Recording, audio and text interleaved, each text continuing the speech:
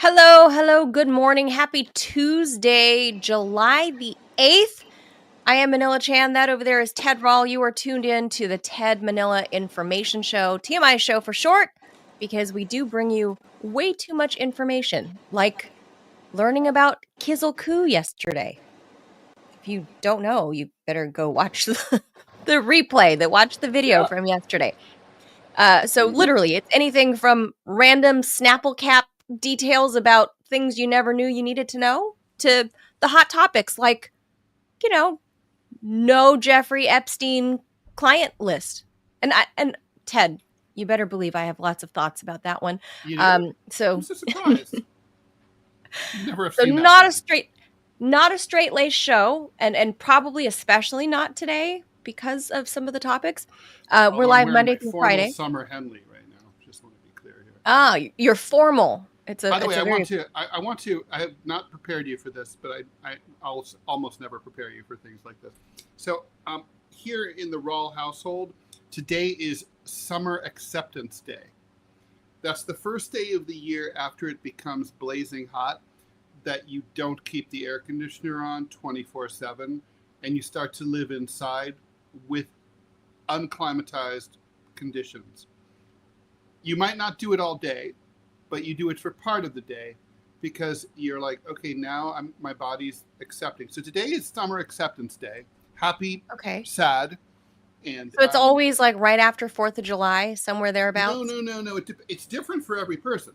Some people have no Summer Acceptance Day. They live in the Midwest like I did, and they basically cruise right through the hot all the way to the fall. AC 24/7. I respect that completely. But other people, they roll Summer Acceptance Day like first day. They don't like air conditioning. So, but for normal people like myself, we sort of like, we have a hard time because there's no spring in New York. It goes from like 40 to 90 in one day, and that's it.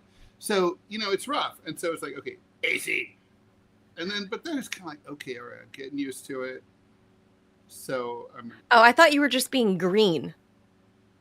Well, I am broke, so I'm also trying to save a little money on the AC. Yeah, so there's that. Well, here in Northern Virginia, I don't know about DC proper, but in Northern Virginia, energy prices are actually still relatively low. I mean, relative to crossing the river into DC proper, where the prices have spiked. Virginia gets all of its energy from 3 different sources. So there's hydro. Hello, the mighty Potomac. There's hydro.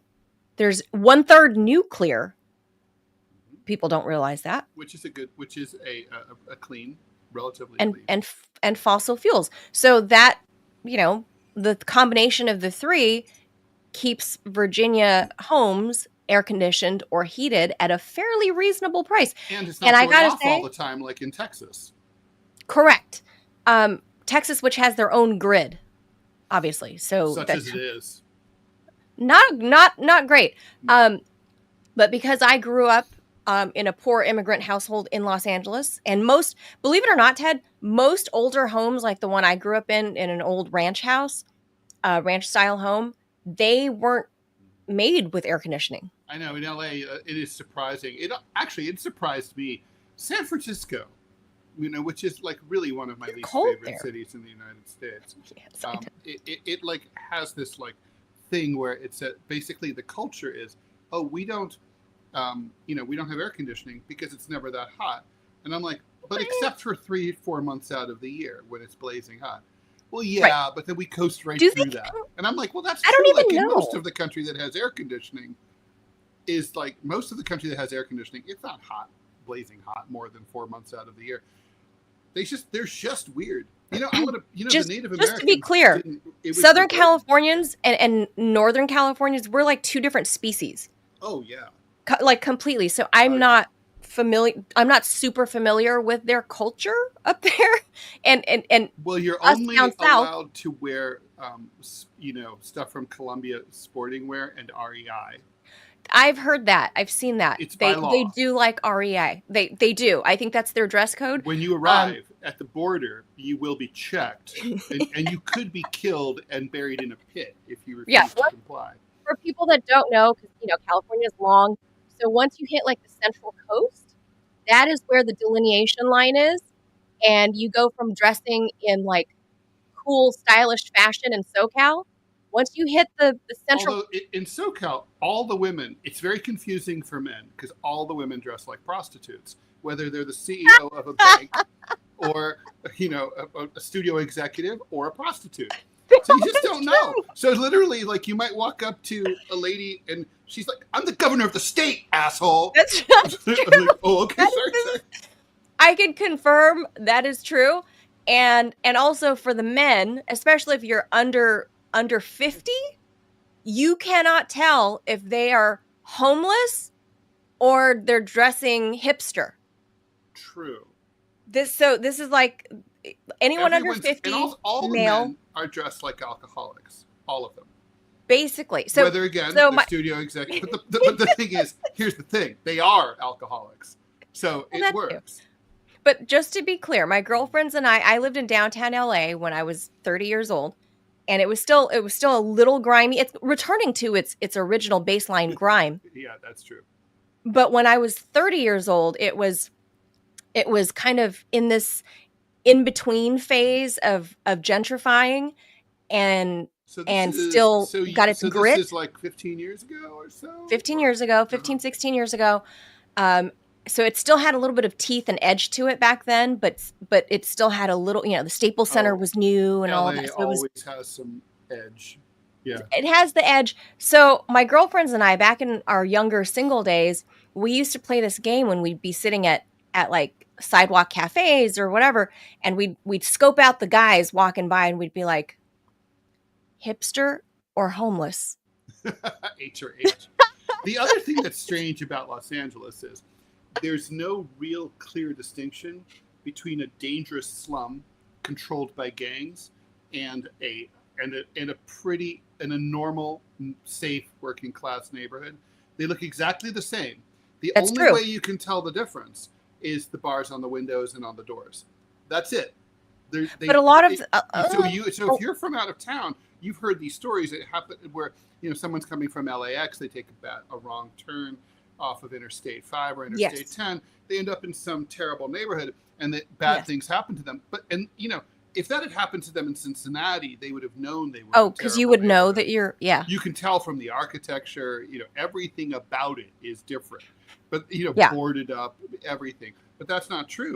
I think you can tell that in NorCal, not in SoCal. But here's the thing with us, most of our homes in SoCal, our weather is better in SoCal. So there's a reason that people didn't create, homes that were standard with air conditioning, even homes that were built in the 70s and 80s when air conditioning was a thing. My house was built in the 1950s. And so it didn't have that. It was amazing that we had central heat. In the Midwest, that was exactly when air conditioning. All houses built after 1955 have air conditioning, pretty much. Oh, wow. Midwest. Well, we didn't. And I suppose because of where I was at in Los Angeles, like you could still, back then, you could still feel some of the colder air coming in off the coast, even though I was probably like 15 miles inland. So we didn't have air conditioning. So the summer months, there were days we used to have some humidity when I was growing up in the 80s, and due to climate change, it's completely gone. It's more like Las Vegas hot now. So for me now, having air conditioning is like mind blowing, and being able to afford air conditioning is mind blowing. So to me, I'm like, I'm going to enjoy this and not be sweating my ass off and have swamp ass. One of the most important inventions ever. There's people who I don't like it blowing on me. I don't like it blowing on me though. I'm like, let it blow on. Let it blow. I don't like that. I don't like the breeze. I don't like a fan. I don't like ceiling fans. I've got a fan on me right now, right behind me. I don't like that. I don't understand. I see the fan behind you. I don't like that. I just like the air to be chill. Chill. Unless it's the ocean breeze, not worth it. Anybody that, enjoys the coast knows what I'm talking about. If it's not the ocean breeze, it's not the same thing. I don't want it. But keep the air kind of cool. So, that said, the Ted Rall household, just tell people, Ted, just tell them that you're green. And that's why you're not turning on the air conditioning. but that's kind of a lie because I don't really. I mean, I don't believe in. I mean, I want to save the planet. I just think it's too late. And I don't think that what I do makes any difference. I'm a nihilist. Oh my man. God, you're so futile. Yes, everything is futile. Futile. It is. Everything is futile. I mean, look, if you vote, makes no fucking difference. That's true. If you recycle, makes no fucking difference. If you demonstrate, makes no fucking difference. That's true. Apparently, even if you shoot a CEO of a medical care company, it makes no fucking difference. Nothing makes any fucking difference. Even if you jail, even if you prison a sex trafficker for sex trafficking, it makes no difference. Nope, it doesn't. No, it doesn't. Thanks, Ted. This is supposed to be the fun portion of the show when everybody's like trickling in to watch the show, get a few laughs. Robbie just put in the chat, and he's right. Depressed people don't kill themselves. It's the happy ones that do, because they have faults. Yeah, because people who are optimistic, like Candide, the Voltaire play, you're like, if you're, he was, I don't know if you know the play, but anyway, it's like, it became a Broadway musical, all for the best in this best of all possible world. And it's about a guy who's hopelessly optimistic. Everything goes wrong. It takes place in the early 1700s, and there's a massive, and it refers to Lisbon, and like, what happened to Lisbon in 1710 when like there was an earthquake, and then the fire started, and what the fire and the earthquake didn't take care of, the tsunami finished off. Right? So the point is, it's like pretty much that's kind of like, and so Candide gets more and more depressed, and rightly so. If you know to have low expectations, you're not going to be disappointed or let down. That's fair, but it doesn't necessarily mean you're depressed. So, I'm generally a peppy person, but I do accept that nothing really fucking matters. No, good. I don't know how you balance that, but I kind of do, and that's kind of like the LA. As Dave Edmonds sang, it all winds up in a hole in the ground. I plan on being cremated. I don't want to take up more space than I need to. I don't know if you know about my wishes, but I suppose since I'm older than you, Manila, and you're in charge, you're my executor of my estate. I didn't tell you that. You're in charge. So I'll talk to your son about this later. I want to be treated like an American emperor. I want a pyramid. I want like my brains scooped out with like with like one of those long sticks that they used. You want that? You don't want the pharaoh style going up the nose and pulling out? Well, they can do that too. I also want like everyone I know, you too, Clovis, Robbie, everyone's going to be buried alive outside of my crypt. So like a pharaoh. So you can follow me into the afterlife. I don't think it's asking a lot. I feel like it's reasonable.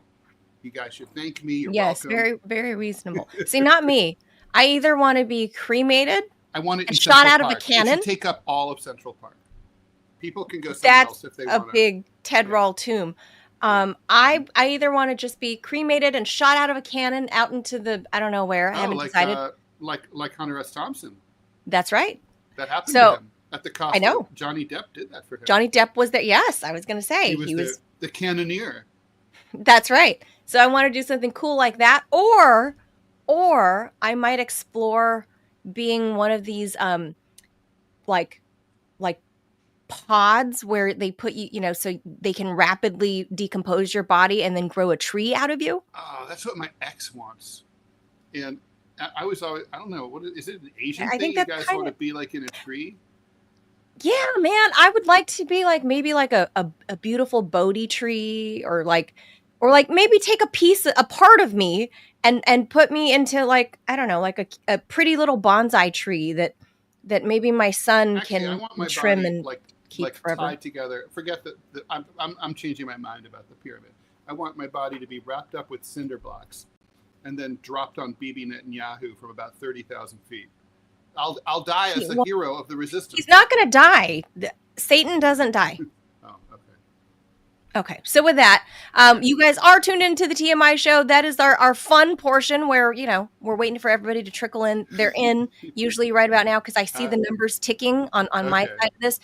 We're live Monday through Friday. Are we like a lenient a classroom with lenient teachers? Yes, I would never be that bitch teacher that's like, kids, don't worry. Yeah. I know you were out smoking man. weed in the restroom. It's fine. Sit down. It's like the college. I would rather be more like the college professors I had, like the hippie college professors I had, rather than like my strict high school teachers that I had. It was a world of difference, right, between high school and college. And the college professors, like most of them I had, were really, really cool. And you're an adult. You come in when you come in, and you learn what you're going to learn, and that's on you. Rather than the high school teacher that's like, the bell rings, your asses better be in the seat, or you're going to get detention or whatever. You're going to peel gum off from underneath the desk, after class. Like, I'm not that teacher. I trickle in. It's cool, man. Join us. It's great. All right. Well, so, I figure anyway, everyone's trickled. Everyone's trickled, but make sure you hit, all you tricklers, make sure you hit that subscribe button wherever you are consuming this content. We're so close, Ted, to being like officially monetized on YouTube. We're going to keep asking you after we're monetized, though, because that's just going to give us. That's true. We need to grow the program. So, I mean, Ted and I need to afford air conditioning. Yeah. So there's that. All right, let's get into the news. We're just a few topics today. So let's go ahead and do that. Dozens of heavily armed federal agents in military-style gear conducted what they called an immigration enforcement operation in LA's MacArthur Park. Someone left the hate out in the rain, and I don't think I can take it because I don't think I can make it again. Anyway, LA Mayor Karen Bass is furious. She quickly arrived on the scene of what was going to be a raid, although it's very unclear if anyone was actually ever arrested, because as soon as they showed up, everyone, including the kids who'd been playing in the park, ran away. Everyone, all the shopkeepers closed their stores. This is a very Latino neighborhood, by the way. That's very important to understand. It didn't used to be, but it is now. Minutes before, there were more than 20 kids playing. Then the military comes through, the mayor wrote on X. The second I heard about this, I went to the park to speak to the person in charge to tell them it needed to end now. Absolutely outrageous. Border Patrol was photographed at the park. Local media reported that they also brought military vehicles and their own Department of Homeland Security helicopter. Boys be having fun. The operation started at about 10:30 in the morning yesterday. It lasted about an hour. Activists with megaphones alerted people in the park, and people were seen running down the street yelling, "La migra," which means, of course, immigration officials. Protesters gathered in the park, screamed to the officials to get the fuck out, and Bass was seen among the scrum using a Border Patrol agent's phone. I don't know if she asked to use it or if she just stole it to speak with a senior official. You're urging the officers to leave. I don't work for Karen Bass, Border Patrol El Centro Sector Chief Gregory Bovino. You can't make up that name. Told Fox after the operation. Better get used to us now, because this is going to be normal very soon. We'll go anywhere, anytime we want in Los Angeles. Local activists condemned the operation, which of course followed Trump sending federal troops to LA to put down protests. Those protests came to an end quite a while ago, though, and yet the military is still there for some reason. I guess they're bored, which is why they had to do this publicity stunt. I used to go to this Yoshinoya all the time. It's right at the corner of Alvarado and Wilshire. The Trump administration's spending package gives ICE about $170 billion. And if you're unemployed and you can't pay your bills, maybe you should just join ICE, because there's not going to be any money for you. You know, I mean, well, I have thoughts. Well, Ted, can I run around? Please. Can I run around like Kristi Noem with like my hair and makeup all done and in my Prada shoes, my Prada pumps, run around playing ICE? Like, can I do that and get paid? Maybe. Let me just say, okay, so this shit is illegal. I want to be really clear here. It's an intimidation tactic. The Posse Comitatus Act prohibits the deployment of military forces inside the United States. But are these guys military forces? But is the they are? Is Homeland Security technically military? If it looks like a fascist and it walks like a fascist and it flies a helicopter like a fascist, it's a fascist. Yeah, that's a military force. Look at the way they're dressed. I mean, there's Captain Bovino right there talking to Mayor Bass. Yes, Mr. Bovino. So, like, I mean, honestly, if ICE wants to go to LA, and certainly they have every right, if they showed up, dressed in their normal uniforms, their civilian uniforms, or wearing those ICE T-shirts, and dressed and acted normally without, say, military equipment. They have armored personnel carriers, helicopters, helmets. ICE guys don't need that shit. That's military. I mean, look how he's armed. Just look at. I think he's got like a grenade. Look at Chuck Norris there on the phone. That's Mr. Bovino. Yeah, Mr. Bovino, aka Ugly Chuck Norris. That's and by Captain the way, Bovino or whatever his name is. I don't think I'm kind of a conservative. I don't think that people with tattoos should be allowed to serve in the military. But what? Okay, yeah, that's me. That's right. But anyway, what? My point. Yeah, no. I'm all tatted down, right? So I guess so. Don't join the military. I think it's unprofessional. But anyway, the point is, these guys are goons. And what is this all about? This is about fucking intimidation, right? This isn't about anything else. So whether it's about intimidation for a good reason, let's say, from their point of view, enforcing an immigration law and deporting illegal aliens, or it's intimidation to push activists around and terrorize the Latino population. Either way, it's about intimidation. It's not about enforcing the law. This is about terrorizing local populations. And therefore, it is illegal. And Karen Bass, instead of fronting and showing up, she should file a federal lawsuit demanding that this come to an end under the Posse Comitatus Act. The law is clear. This is well-established legal precedent. There is no reason for this. It should be stopped. Well, I'm with you on all of that. The only thing I'm unclear on is regarding the Posse Comitatus Act is because Homeland Security, they're under DHS, and I don't know, DHS does not fall under the Pentagon. No, what we need, you're quite right, Manila. What we need here is a ruling that says that if you act as like a military force, then you are considered under the law to be a military force. I mean, look, if the Department of Agriculture shows up in Iowa, with APCs and tanks and military choppers and long guns and RPGs, they're a military force. I don't care that they're the Department of Agriculture. You know what I mean? I think that's where the legal loophole is going to live. It's going to exist is based on how DHS is classified, ICE, where they're classified, and who their ruling agency is. But to your point about this being obviously a stunt, because they didn't arrest anybody. They actually showed up for an hour and did. I mean, there's more video I can show you, and we'll listen to Mayor Bass talk about it. Honestly, if you really wanted, if they were interested in, just for people who are like illegal immigration hawks, you should be pissed about this. This is not how you catch illegal immigrants. I mean, you want to catch illegal immigrants, you get a bunch of dudes who are dressed like normal people, people who are fluent in Spanish, probably. You insinuate yourself into the neighborhood. You sneak in, and then you nab them. You go hang out at Home Depot and listen. Undercover operation, right? Like you don't do this. This is intimidation. This isn't about catching anyone. This is a waste of taxpayer money, no matter how you look at it. Absolutely. And it's total intimidation. And like I said, the video that was showing right at that intersection of Alvarado and Wilshire, I used to go to that Yoshinoya all the time. If anybody knows what Yoshinoya is, delicious. I wish it was out here on the East Coast. But anyway, I know this neighborhood. What Yoshinoya is. This is your second reference to it.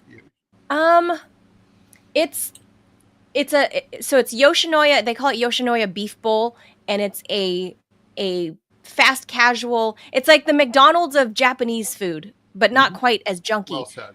So you get like a bowl of rice you pick your protein and your vegetables, and off you go. Like It's a very simple menu. There's like 5 or 6 items on there. And Manila, did you not get my reference to the song MacArthur Park? I know, I've heard of this one. I don't know. If that's a generational. Oh my God! This was all over the radio when I was a kid. All over. I don't think. Maybe. And it's a really Maybe I heard it. It might be one of the worst songs that's ever been made. Like someone left the cake out in the rain, and I don't think I can make.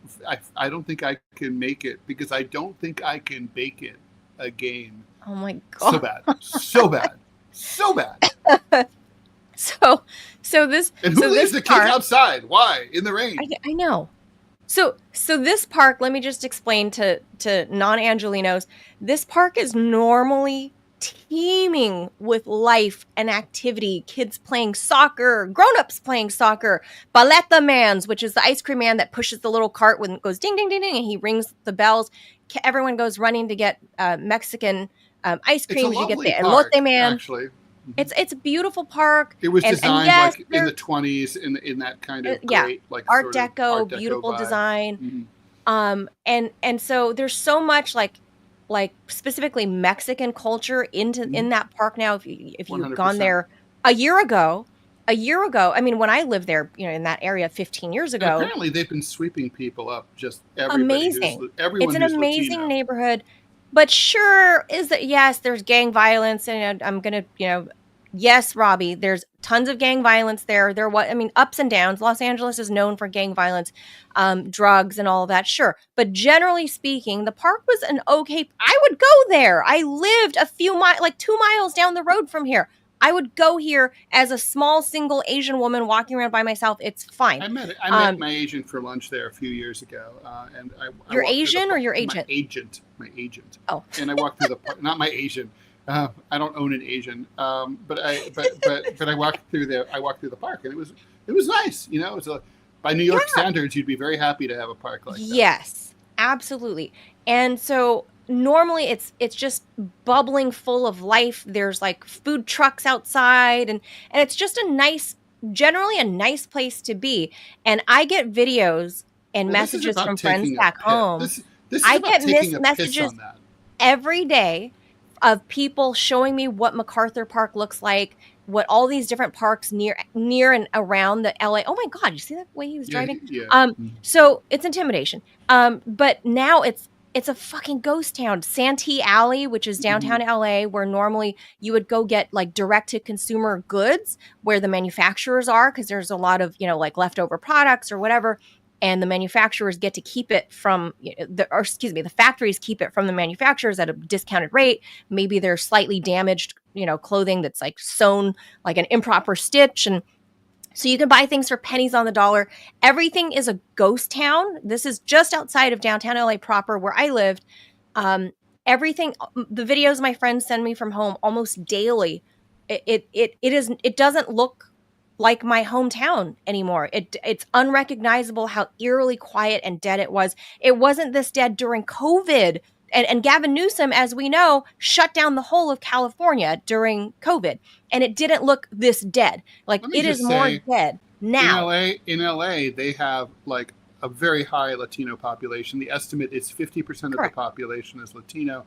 10% of the population is believed to be roughly undocumented. They don't have legal status. I've noticed though, La Migra is not like really here in New York in the same way.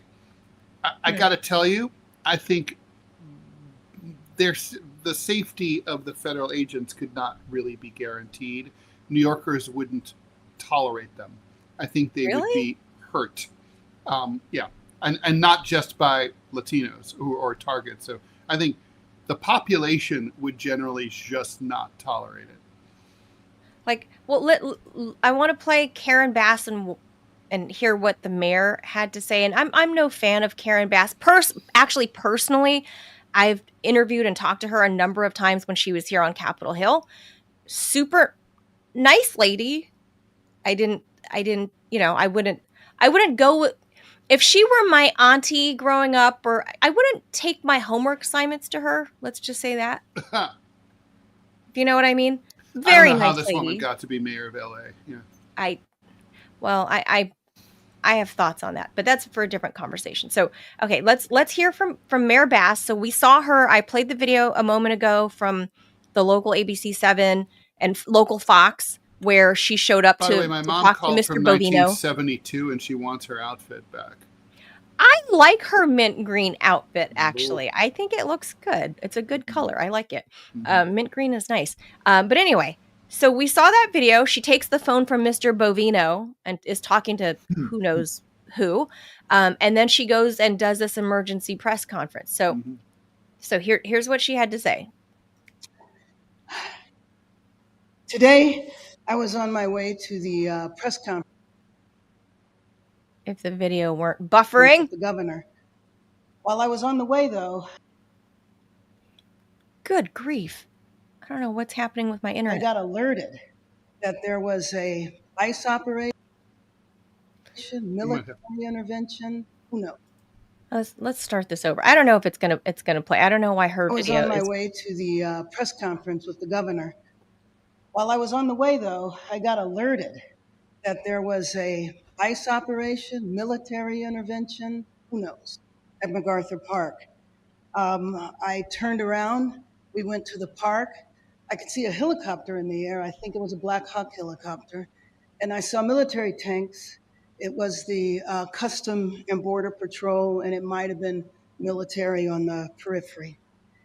To me, this is another example of the administration ratcheting up chaos by deploying what looked like a military operation in an American city.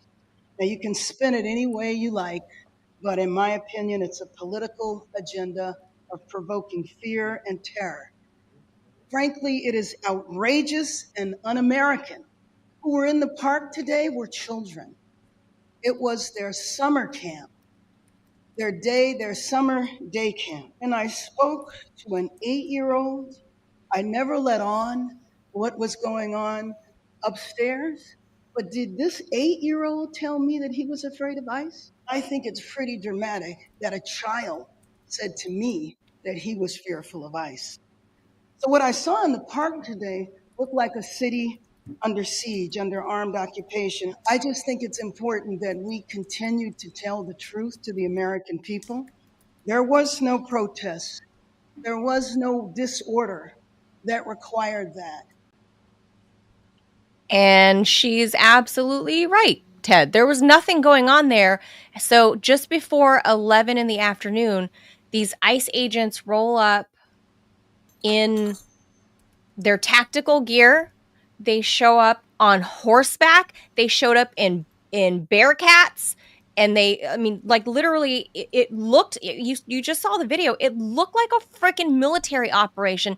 And as of us talking right now on Tuesday, the day after, the mayor's office has yet to reconcile and have proof of what they were actually doing there.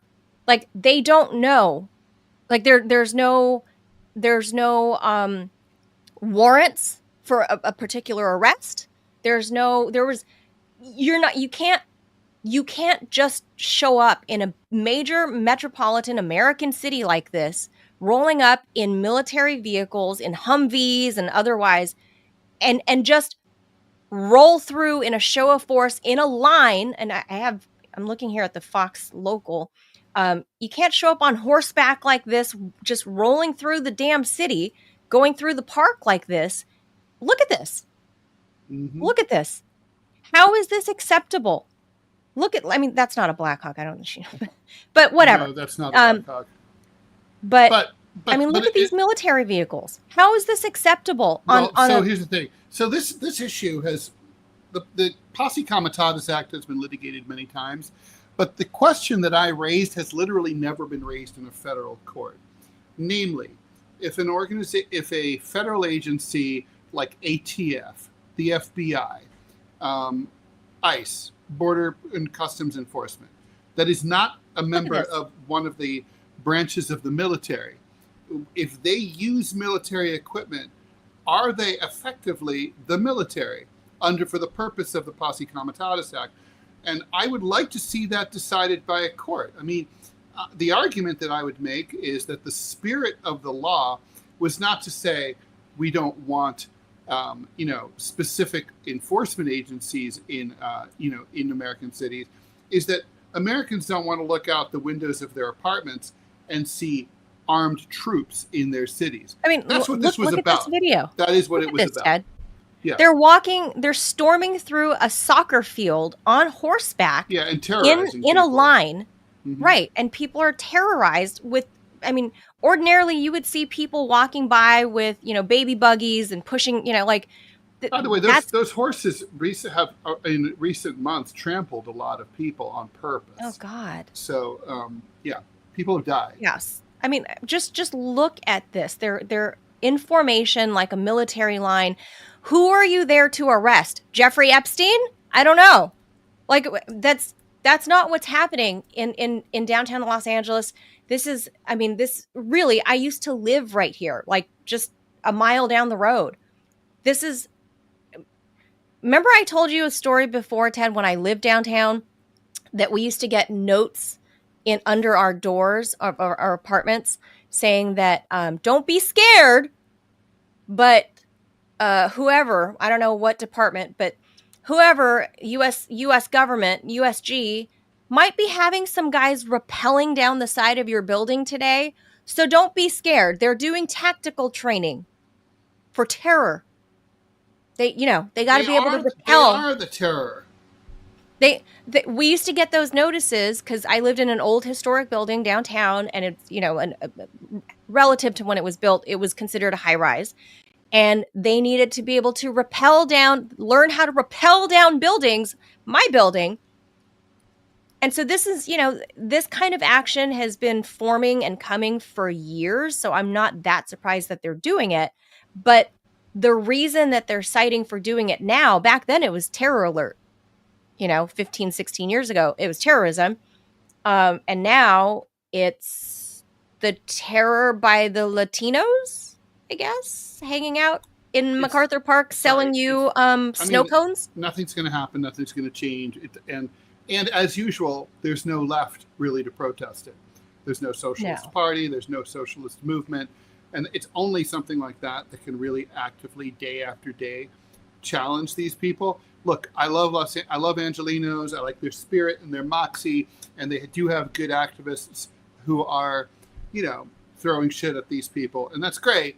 But it's not the kind of organized, sustained action that can prevail in the end. Yeah. No, I totally get what you're saying, and it's so disheartening for me to see this happening literally in my hometown. To see, I mean, look at, I don't know. So the thing with everyone wearing black, just so you know, LA, everyone wears black, even in the dead of summer.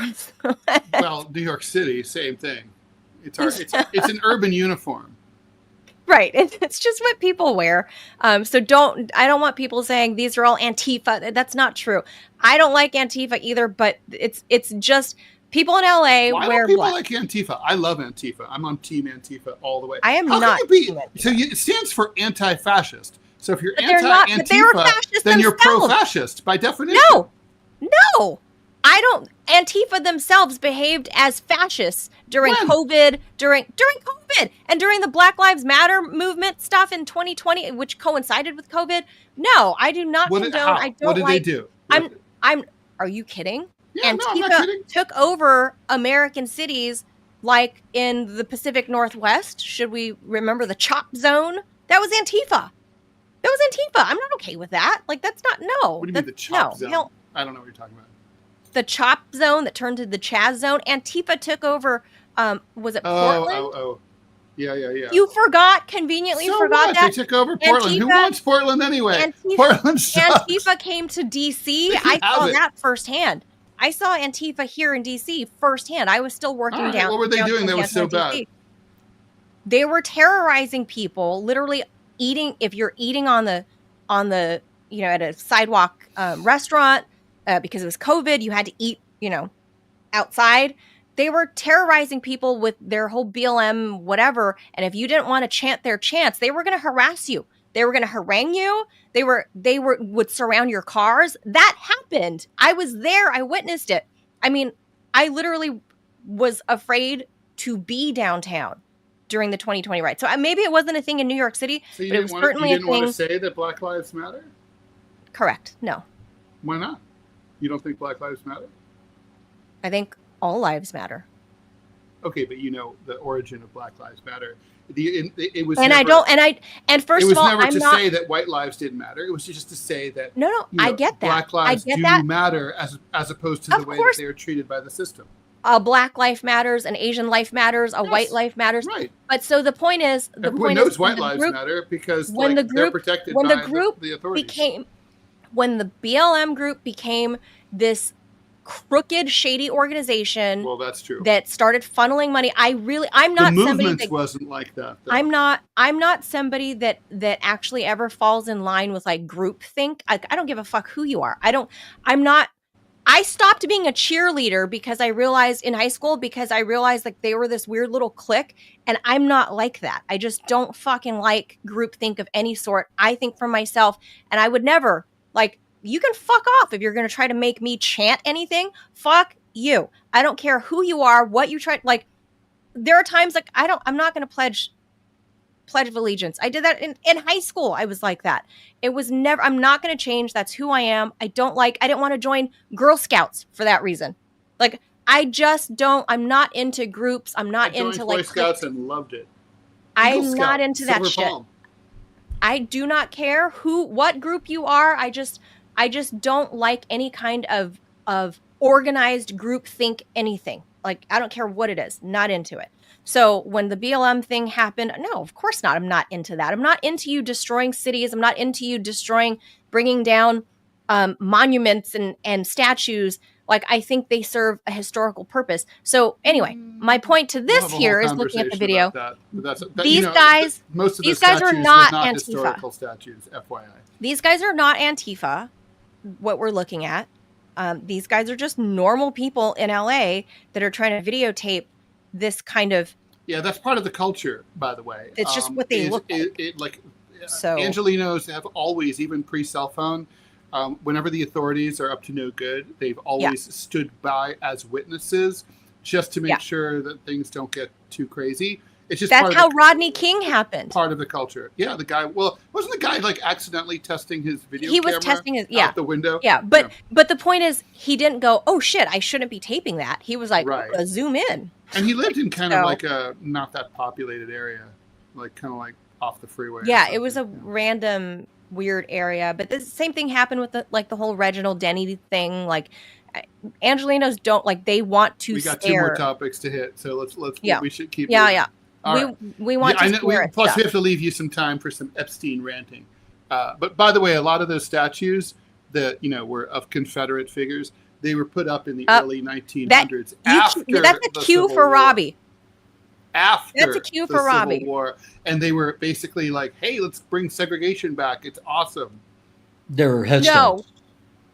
Most of them were headstones because most casualties, as you know, were buried in mass graves, especially in the fewer dude from Mississippi, and if your dad got killed in Northern Virginia, and that's why most of them were there. Honestly, they were headstones. They had major public health issues with all the rotting bodies too, like Andersonville and all that. Yeah. I mean, that's why. I mean, no. But I'm talking about the statues in places like Richmond, Virginia. Monument Boulevard. Yeah, I mean, that was in tribute, of the leaders of the Confederacy. Yeah, but I'm talking about your average. I'm talking about your average. Like in my hometown, we had a Confederate memorial that got pulled down because of your lovely Antifa people who could all go fuck right on off, and it said in honor of our Confederate dead, because what it was in honor of the Confederate soldiers from Escambia County, where I'm from, who went off and never came back. It was a headstone. So it's a war monument. Yeah. Right? Yeah, exactly it. I mean, so if there's they have in every village, in every city in Europe, I mean, there's no difference from that than desecrating a graveyard. So, take that for what you will, because that's what it is. That's what they did. Guys, we have 13 minutes before we lose Manila, so let's we should move on. It's not a hard and fast. I just have to prepare for a meeting, a lawyer meeting. Well, at least y'all didn't bring me in for immigration because I know we're gonna make But you don't have. I know you don't have anything to say about what we're about to talk about. A memory by Jeffrey Epstein investigators saying there's no client list of the dead financier, and there will be no further charges. Has people on social media wondering, well, then why is Ghislaine Maxwell in prison? Ghislaine. Trump's administration ordered a review. No, wait, hold on. We got to play the Trump administration position. Okay, let's hear. On Ghislaine. Let me just establish for you two men, her name is Ghislaine. It's actually pronounced Ghislaine. Isn't her name like prisoner number 4722? Yes. Ghislaine Maxwell, or as Americans would say, Ghislaine. Ghislaine Maxwell. Ghislaine Maxwell is actually how it's pronounced. But anyway, so Ghislaine Maxwell is in prison. You're right. So here's what the White House position says about it.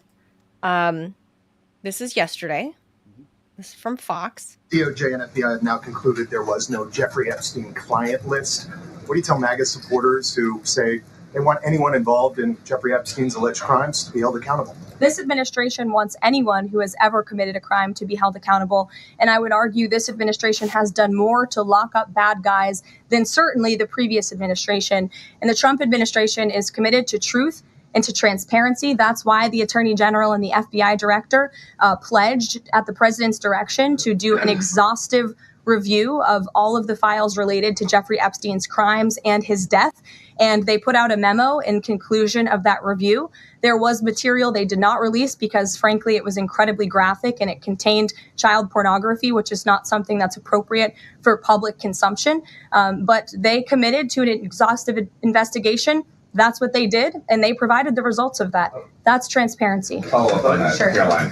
Okay, so the FBI looks at the circumstances surrounding the death of Jeffrey Epstein.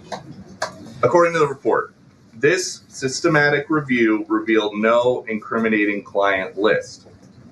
So what happened to the Epstein client list that the Attorney General said she had on her desk? Well, I think if you go back and look at what the Attorney General said in that interview, which was on your network on Fox News. Got the quote. Go ahead. John Roberts said, DOJ may be releasing the list of Jeffrey Epstein's clients. Will that really happen? And she said, it's sitting on my desk right now to review.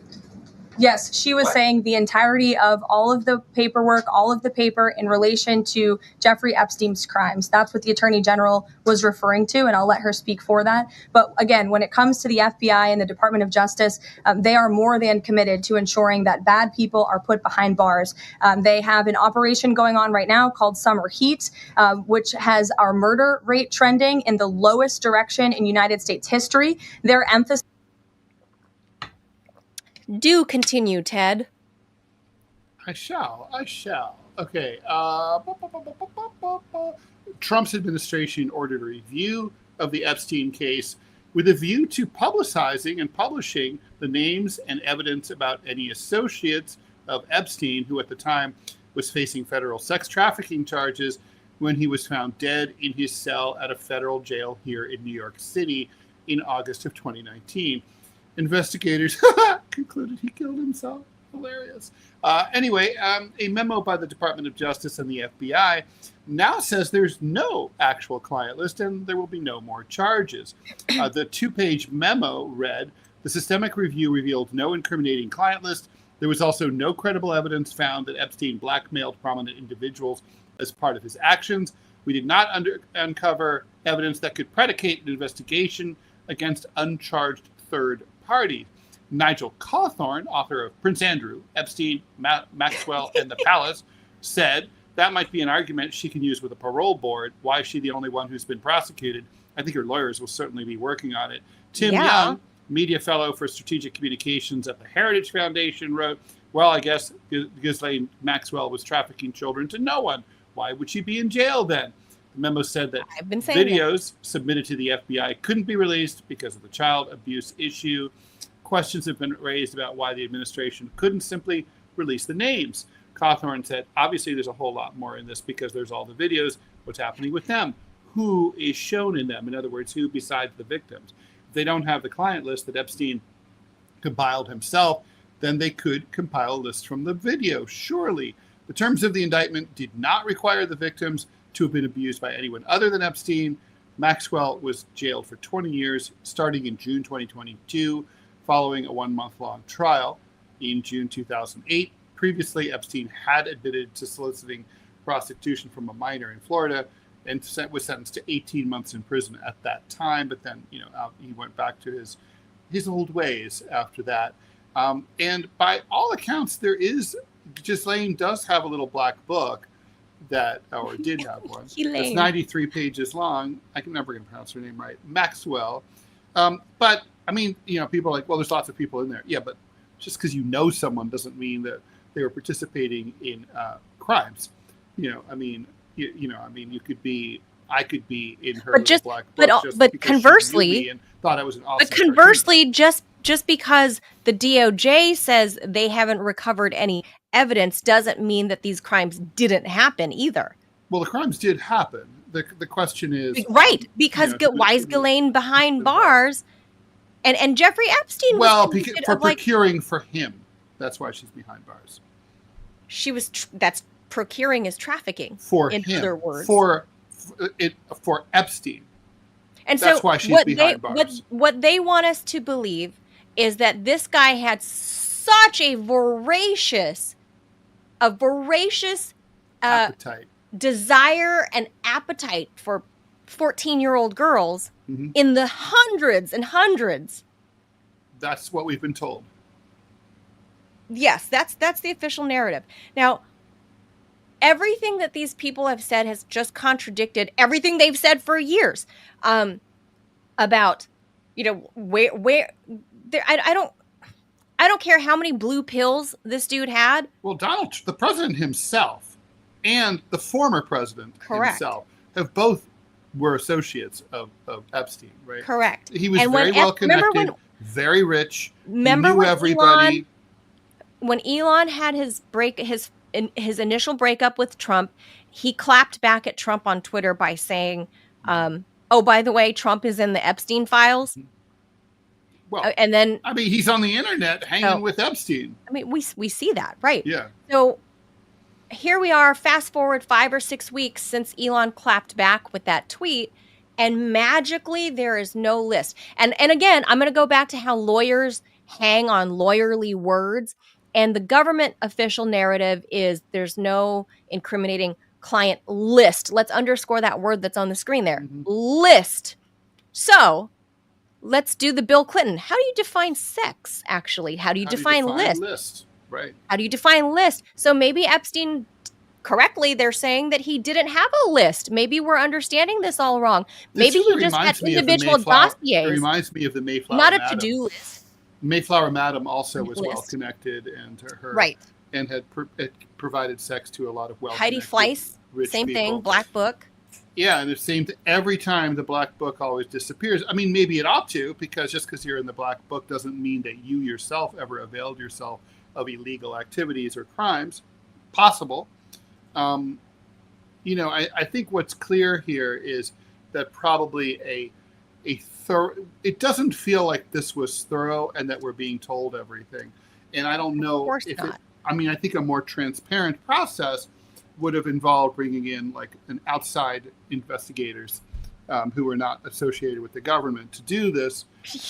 I mean, it would be careful. Well, look, people are never going to believe that this is legit. No one. Whenever there were outside investigators of any sort, like for his autopsy, that famous what's his face? Dr.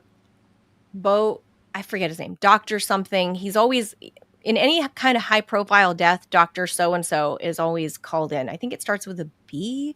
But anyway, he said the ligature marks around Jeffrey Epstein's throat is inconsistent, and the way the vertebrae broke back here is inconsistent with how you can hang yourself from this convenient pipe that's at the top of his jail cell. He wasn't. There was no pipe. The allegation, the official story, is that he used a bed frame and that he pulled himself horizontally to choke himself to death. Even more ridiculous. So it's completely inconsistent with what this doctor, that's outside the investigation, is saying is possible that that any human could possibly do without having, being at a higher angle. So theoretically someone behind you pulling upwards in this position to jerk you up, right? Like, you can't do that in a horizontal, like, seriously. And just, and this, by the way, is a Netflix trailer. I mean, there's the fact that also, right, he was on suicide watch. Right, and the video is conveniently missing. They released new video. Ted, I have a friend who served time at the Metropolitan Detention Center at the same time, or shortly before Epstein, and he said that at that time, that Epstein was in there, guards checked every cell for everybody, even if they're not on suicide watch, every 8 minutes, and that. If you were on suicide watch, they came by every 2 minutes. They're always walking by, always. Now the thing is, we were asked to believe that anywhere from 45 minutes to an hour and a half, no one checked on Epstein. There's a big gap between 8 minutes. Not only that, an hour, or the last time somebody. No, it's more than that. And all the cameras, more than that, Ted. All the cameras were out, only in his corridor. 10:40 p.m. was the last time a guard had seen him until somebody discovered his body at like 6:30 in the morning the next day. Absurd. And then all the cameras were out. The guards they make sure those cameras are running. You know why? Because if someone jumps them, they want that evidence on camera so that the prisoner is going to be prosecuted. So if the corrections officers do nothing else, they make sure those cameras are running. I mean, there's no way they're going to be like, we'll come by like 6 hours later and like, if there's no camera, whoop-de-doo. 8 hours later. It's asking us to believe too much. It just is. So this documentary from Netflix that came out a couple of years ago, Filthy Rich, this Netflix documentary, they used a video clip of me from my old show. No way. So I started getting calls and emails and texts, and I like when this whole thing was going down, right? Did you get paid?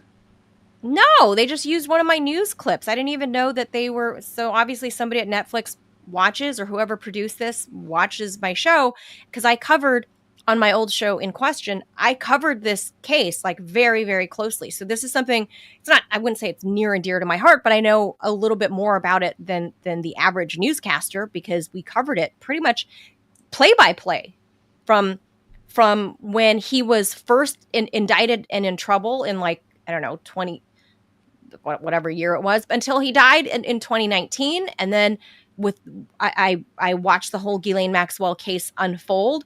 And we were doing it in real time on live TV. So I guess somebody at Netflix watched the show and they put a clip of my show of me talking about it on this, on Filthy Rich, on the Netflix special. So there is a lot of shady stuff going on with this dude for years. I mean, think about all the high power people that he knew, including like Bill Clinton. He knew, I feel like there was some association with the Obamas, but certainly he was friends with Bill Gates and Melinda Gates, who goes by her maiden name now, French, Melinda French, specifically cited that Jeffrey Epstein's relationship with Bill kind of came between their marriage, but she didn't elaborate. This is during divorce proceedings. She didn't elaborate to exactly what, but she only met him the one time, and she's quoted, Melinda is saying, quoted as saying that she kind of left feeling yucky and icky about this guy, but Bill insisted on being friends with him. Bill Clinton and Bill Gates. And I suppose Hillary just turns a blind eye. I don't know. Who knows? But this guy knew way too many. He was way too interconnected with too many DC and business elites that are fighting tooth and nail behind closed doors, because this is how it works. They are fighting tooth and nail to make sure the details never, ever, ever come out. And there are too many coincidences about his connection to Mossad, being an agent himself, Robert Maxwell being an agent himself, Ghislaine being the daughter of Robert Maxwell. There's just too many. We know from our own CIA, I don't know why we need, it's not anti-Semitic to say Mossad is probably in the world of spycraft, probably better than the CIA, in fact, right?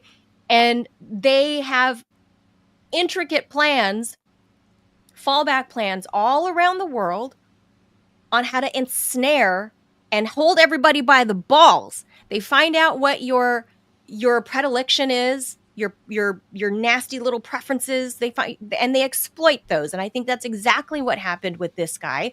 And coincidentally, all of this is now happening after Elon says Trump is on the list, and then Virginia Giuffre, remember we covered her weird case of saying she was tweeting from the hospital that she was going to die in exactly 4 days. She didn't die. She outlived that by many, many weeks, maybe a couple of months. She went home and somehow she suicided. Right. She survived the bus wreck that I couldn't find any information on. Where she lived in, I think, Victoria or something in Victoria, Australia. I couldn't find any. I don't know how the Aussies do it, in terms of traffic accidents or whatever, but somebody this high profile, the main accuser of Prince Andrew, right? She's not a nobody getting in a car. Like, yeah, it's news, big local news. If any woman gets, in her driving along in her car, gets struck by a school bus speeding at unusual speeds, right? That's local news. But when the victim of that car wreck is Virginia Giuffre, one of the most vocal Epstein accusers and the accuser that brought down the House of Windsor, that made Queen Elizabeth turn her back on her youngest boy, this is not a nobody. And now she suddenly dies, after she outlives whatever claims of her, bodily injuries from the accident. She outlives it by many weeks. And then she goes home, says she's so depressed that her 20 some odd year marriage that we've never heard about being in any trouble, she suddenly has marital problems and the kids are taken away. And now she's in this horrible car wreck and she's debilitated. We don't even know. There's no pictures. There's no evidence. She suddenly dies by suicide. No fanfare, no paparazzi, no pictures of her funeral, no evidence has been, lawyers haven't even come forth. I don't know the laws in Australia and how they do that, but somebody, if she was here in the US, we would know. We would know that she actually died. We'd have, if not a body, we'd have an actual death certificate with, we don't even know how she died. They just claimed that she suicided. So about a month after Virginia Giuffre dies, now there's suddenly no list. That is very strange as to why then Ghislaine Maxwell is behind bars of helping procure young women to go to Jeffrey Epstein. And then I guess she just didn't know what Jeffrey Epstein did with all of these young girls. This is way too shady. This is everything there. Like you said earlier, Ted, if it walks like a duck and it quacks like a duck, it's a trafficker. And there's more to this story, and I think it's going to go down like the JFK files. We're never going to find the full truth because there are too many high-profile people involved, and this is the stuff that brings down governments.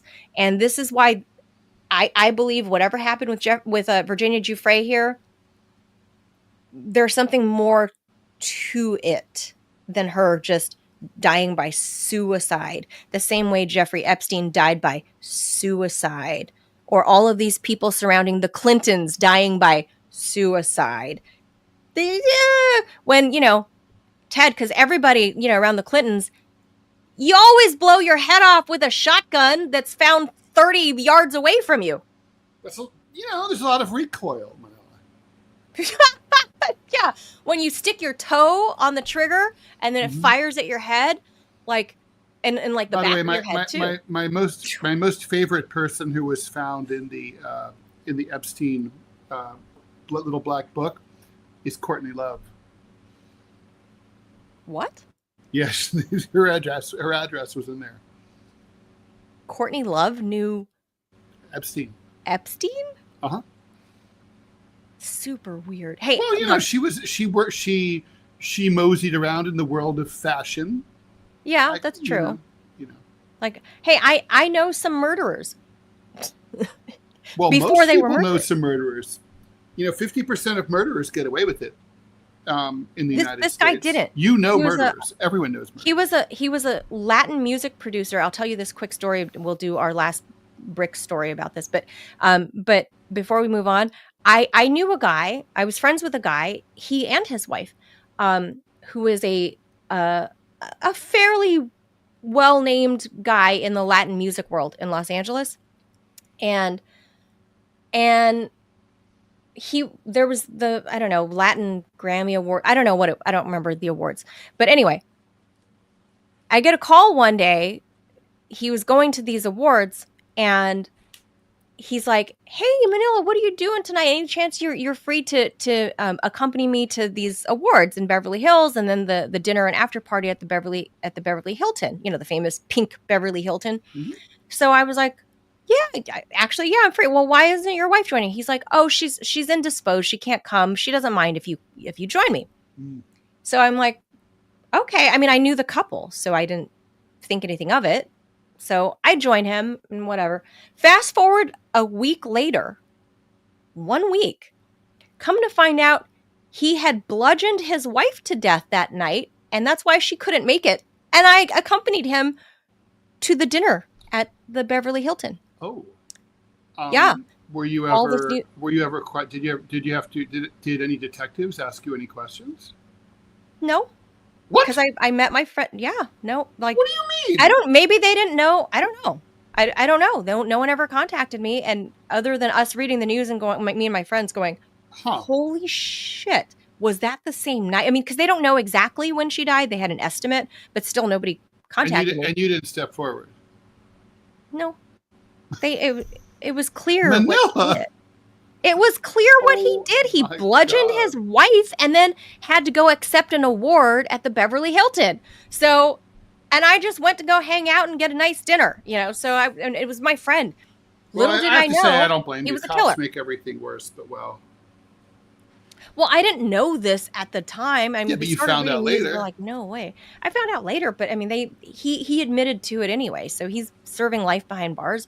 And it was just this is weird life in Los Angeles. So yes, people know unsavory people, whether you know they're unsavory or not, is my point. And, Courtney Love is not exactly the, what? As squeaky clean as we, who knows, right? But well, I'm not. But it's not like she uses drugs or anything, so it's cool. No, she totally did not drive Kurt to suicide himself. No.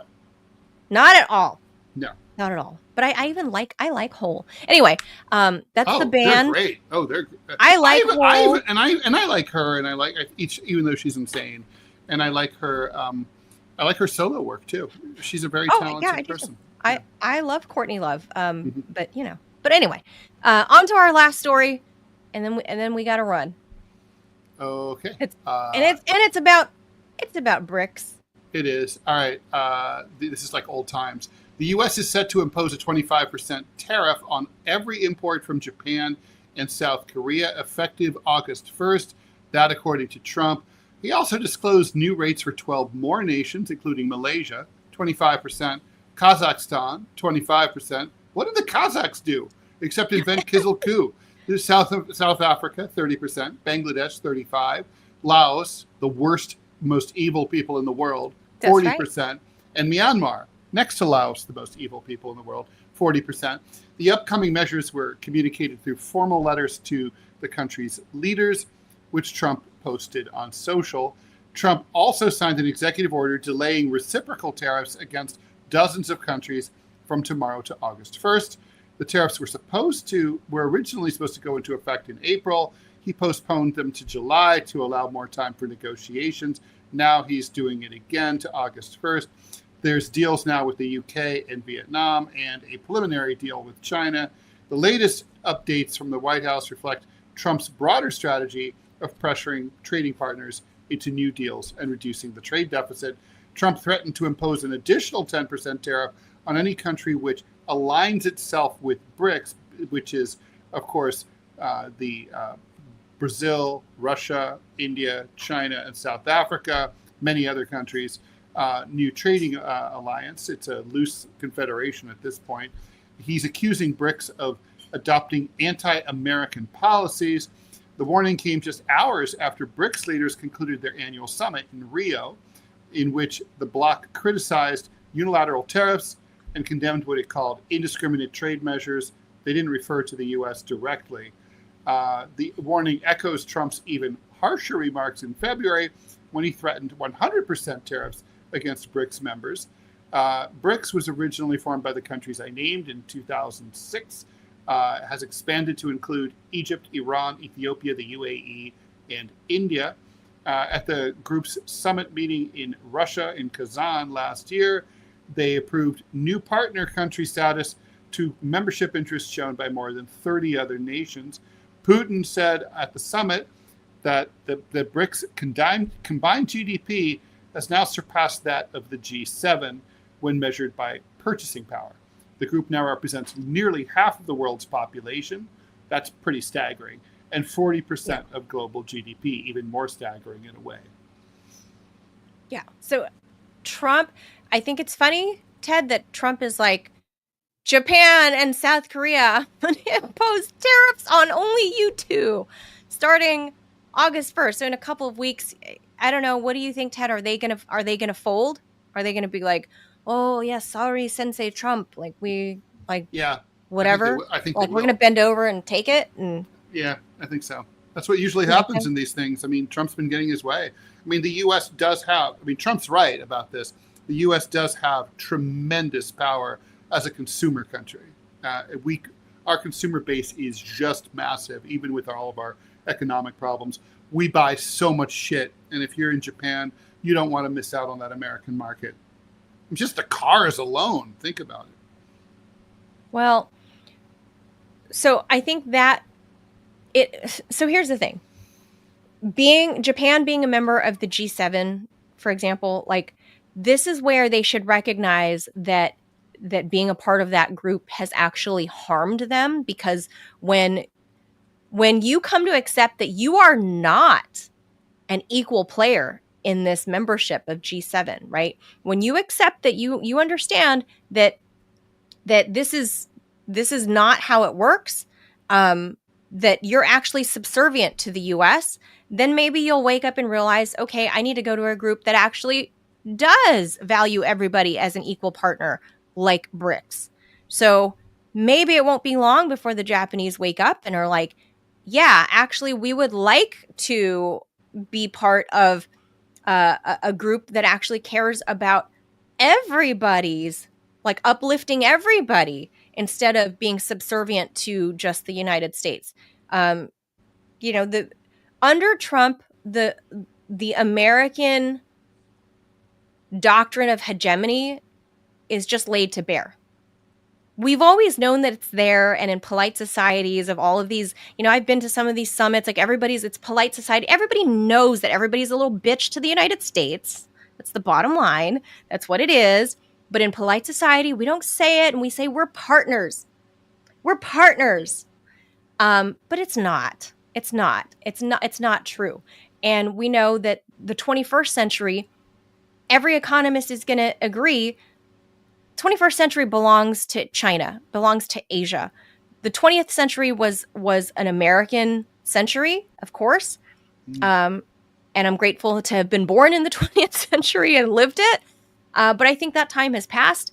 And I think the future is the global South. It's time. Empires die.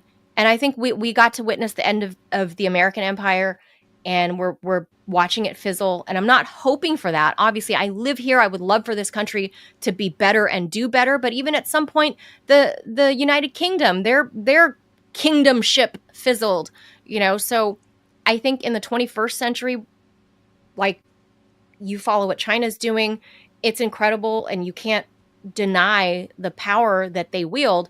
And if Japan wants to get out from subserviency, they need to make amends with China. Granted, there's 2,000 years of bad blood there, but but you can get over it and get out from under the jackboot of, at this point, the jackboot being worn by Donald Trump. Agreed. Totally. Manila, you got to go. So, I do got to go. Okay. I have some things I got to do. But yeah, I think this is it. Look, you got Modi, you got important players. You have Modi, Xi Jinping, and Putin. Not to say that all these people don't matter, but those are the three countries to watch in the global South. No doubt. China, India, and Russia. That's who you watch in the 21st century. So this is good luck, Japan and South Korea. I hope you enjoy American bases. Well, good times. They're not going anywhere. Robbie, do we have an ad we have to we do. Okay, we got to do one ad. All right. Let's go ahead and pop that up, Robbie. We got to get that before we run. There's wait, that's different. I need that. Never mind. Almost started reading something about Ghislaine Maxwell. That would not be good. That's not an ad. I was like, that's her ad already? Yeah. They've got an ad to free Ghislaine. Look up. Oh, okay. All right. Got it. Thank you. This sponsorship is from Rumble, one that's incredibly important to the survival of the company. When Rumble first started in 2013, they built the platform for the small creator. They didn't censor or have biases. They were fair and treated all creators equally. No one thought platforms would censor political conversation or censor opinions on COVID, but they did. Facebook admitted they felt a pressure from the Biden-Harris administration. Rumble did not. They held the line. They're attacked daily for giving us a voice to talk to you. They're attacked in corporate media. They're attacked by governments like France. They're attacked from brand advertisers who refuse to work with them. Corporate America is fighting to remove speech. Rumble is fighting to keep it. Rumble won't survive with brand advertisers. They don't get much of it. Watching our show on Rumble is the most they can ask from you. But if you really believe in this fight and you have the means, one major way you can help Rumble survive is by joining Rumble Premium. Join the community that believes in the First Amendment and believes in our human right to free speech. Rumble's offering $10 off with the promo code STUDIO. When you purchase an annual subscription, go to rumble.com/premium and use the promo code STUDIO. Like I said, if you have the means and believe in the cause, now is the time to join Rumble Premium. If you don't have the means, we're just happy if you watch us on Rumble. And with that, we are. And with that, please hit the subscribe button. We'll see you guys tomorrow. Thank you for being here. Adios, amigos. Happy Summer Acceptance Day. Bye. Bye.